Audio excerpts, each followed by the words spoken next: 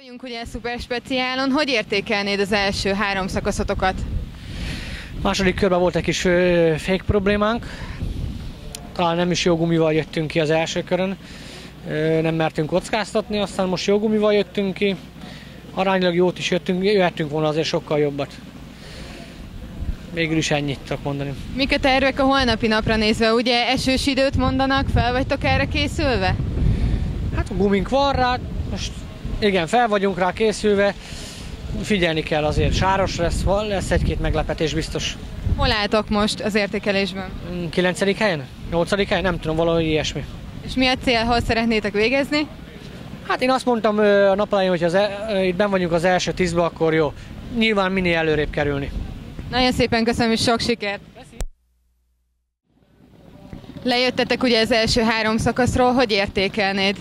Nekünk abszolút feküdt ez a pálya, úgy látszik az autónak is. Jól sikerült nagyon a beállítása, nem lehet rá panasz, és azt gondolom, hogy nem is számítottunk ilyen jó eredményre, mert vezetjük a kategóriát itt az első nap után. Ami bevallom, minket is meglepett, persze örülünk neki, és holnap szeretnénk ezt a lendületet folytatni. Milyen tervekkel jöttetek ide Bükkfürdőre? Igazából mindig a leginkább főterv az, hogy szeretnénk egy jót autózni, és hát természetesen a dobogóra valahogy felférni, de azért az utóbbi időben nagyon nehéz volt, nagyon erős általában ugye a magyar mezőny, de azért persze mindig az a tervet lenni kell egy célnak.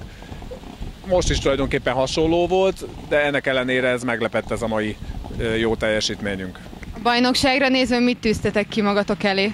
Hát az hasonló, mint minden versenyen, megpróbál az ember minél előbb végezni, és természetesen ez minden versenyen azért változik a dolog, illetve hát a lehetőségek, úgy mondom, igyekszünk ezekkel most élni, és megpróbálunk minél előbb végezni.